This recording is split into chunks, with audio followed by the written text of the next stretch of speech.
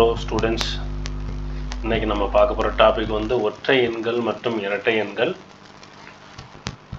6ஆம் வகுப்பு தமிழ்நாடு ஸ்டேட் போர்டில் பருவம் 2 அதில் பார்க்கக்கூடிய டாபிக்.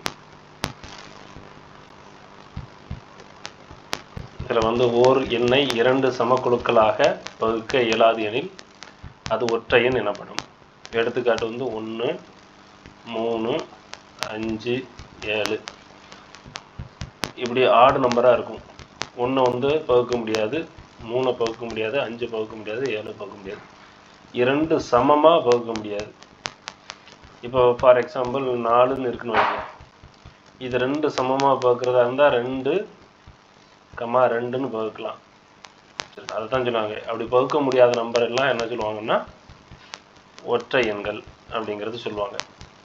ஒரு எண்ணை 2 சமக்குழுக்களாக வகுக்க இயலும் எனில் அவை இரட்டை எண்கள் ஆகும். அப்போ இது வந்து இரட்டை எண்கள்.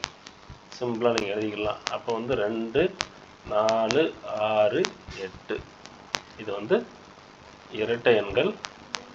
இது வந்து ஒற்றை எண்கள். எல்லா ஒற்றை எண்களும் 1, 3, 5, 7 அல்லது 9 ஆகிய ஏதாவது ஒரு இலக்கத்தில் தான் முடியும். 3வது பாயிண்ட்டு இப்படி 1, 3, 5, 7, 9 முடியும். அடுத்து எல்லா இரட்டை எண்களும் 0, 2, 4, 6 இல்லைன்னா 8ல் தான் முடியும். முழு எண்களில் ஒற்றை எண்களும் இரட்டை எண்களும் அடுத்தடுத்து வரும். அப்போ முழு எண்கள் அப்படின்னா என்ன அப்படின்னா அது 0, 1, 2, 3, 4, 5 அப்படி போயிட்டே இருக்கும். இதில் வந்து இது வந்து இரட்டை எண்கள். சரிங்களா?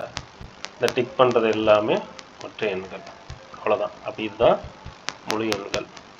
இட்ஸ் அ காம்பினேஷன் ஆஃப் ஆடு நம்பர் அண்ட் ஈவன் நம்பர்னு சொல்லுவாங்க. இது வந்து ஆடு, இது வந்து ஈவன் நம்பர்னு சொல்லுவாங்க. இதை நீங்கள் புரிஞ்சுக்கணும்.